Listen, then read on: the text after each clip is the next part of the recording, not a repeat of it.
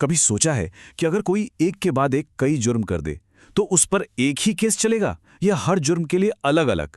चलिए आज हमारे न्याय के सिस्टम के इसी दिलचस्प सवाल की तह तक चलते हैं। इस सवाल को समझने के लिए मिलिए रोहन से। मान लेते हैं कि रोहन पर 3 अलग अलग दिनों में 3 अलग अलग जुर्म करने का इल्जाम है।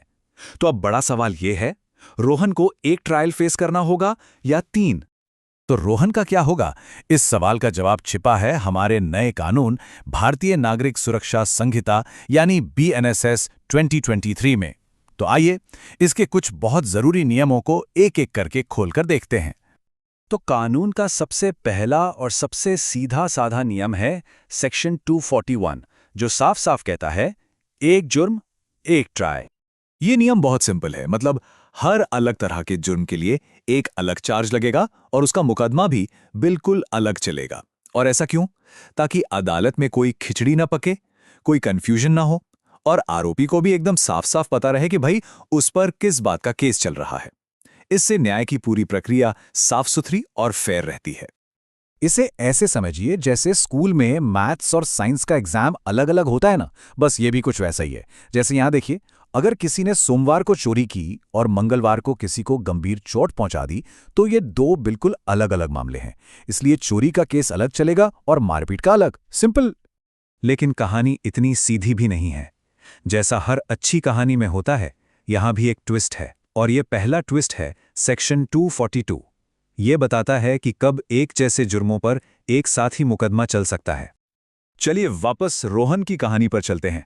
अब मान लीजिए रोहन ने 1 साल के अंदर 5 छोटी छोटी चोरियां कर डाली। तो कानून कहता है कि अगर जुर्म एक ही तरह के हैं, 12 महीनों के अंदर हुए हैं और उनकी गिनती 5 से ज्यादा नहीं है, तो इन सब पर एक ही ट्रायल चलाया जा सकता है। इससे कोर्ट का कीमती वक्त भी तो बचता है।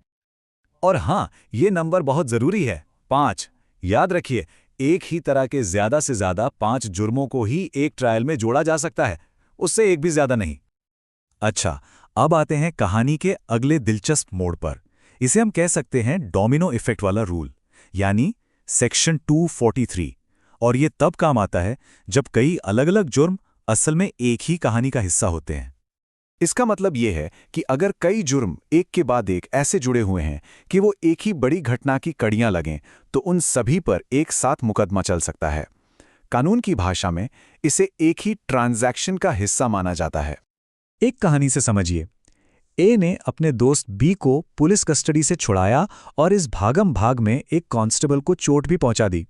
अब यहां जुर्म तो 2 हैं, एक तो कैदी को भगाना और दूसरा चोट पहुंचाना। लेकिन क्योंकि ये दोनों काम एक ही मिशन का हिस्सा थे, इन पर एक ही ट्रायल चलेगा। एक और मिसाल देखिए, ए रेप करने की नीयत से एक घर में जबरदस्ती घुसता है और फिर वो जुर्म करता है। यहां भी 2 जुर्म हैं, घर में घुसना और रेप। लेकिन ये दोनों एक ही सिलसिले की कड़ियां हैं, इसलिए इन पर मुकदमा भी एक ही होगा। अब एक ऐसी सिचुएशन सोचिए जो किसी जासूसी कहानी की पहेली जैसी हो। मतलब ये तो पक्का है कि कुछ गलत हुआ है, पर असल में कौन सा जुर्म हुआ है ये साफ नहीं है। इसी उलझन को सुलझाने के लिए है सेक्शन 244। तो क्या होता है जब पुलिस को ये तो पता है कि जुर्म हुआ है, पर वो पक्के तौर पर नहीं कह सकते कि ये चोरी है, धोखाधड़ी है या कुछ और? ऐसी सिचुएशन में हमारा कानून काफी लचीला है। ये इजाजत देता है कि आरोपी पर वो सारे मुमकिन जुर्मों का चार्ज लगा दिया जाए या फिर एक ऑल्टरनेटिव चार्ज लगाया जाए, जैसे आरोपी ने या तो चोरी की है या फिर चोरी का सामान लिया है। ऐसा इसलिए ताकि कोई भी सिर्फ एक तकनीकी कमी की वजह से बचकर निकल ना जाए। और सुनिए, इसमें एक और बहुत ही दिलचस्प बात है। मान लीजिए किसी पर सिर्फ चोरी का चार्ज लगा, लेकिन ट्रायल के दौरान सबूतों से यह साबित हो गया कि उसने असल में अमानत में खयानत की है, मतलब किसी के भरोसे को तोड़ा है, तो भी उसे उस जुर्म के लिए सजा हो सकती है, भले ही शुरुआत में उस पर वो चार्ज लगा ही नहीं था। और अब हम आ पहुंचे हैं कहानी के आखिरी पर, बहुत ही जरूरी मोड़ पर, सेक्शन 245। ये वो सिचुएशन है जब चार्ज तो लगता है किसी बड़े जुर्म का, पर सजा हो सकती है एक छोटे जुर्म के लिए। मान लीजिए किसी पे गंभीर चोट पहुंचाने जैसा बड़ा आरोप है, पर कोर्ट में साबित हुआ कि उसने चोट तो पहुंचाई, लेकिन वो अचानक और गंभीर उकसावे में आकर बस साधारण चोट थी, जो एक छोटा जुर्म है। तो क्या वो बरी हो जाएगा? नहीं, उस व्यक्ति को उस छोटे जुर्म के लिए दोषी ठहराया जा सकता है, वो पूरी तरह से बच नहीं पाएगा। और हाँ, यही बात जुर्म करने की कोशिश पर भी लागू होती है।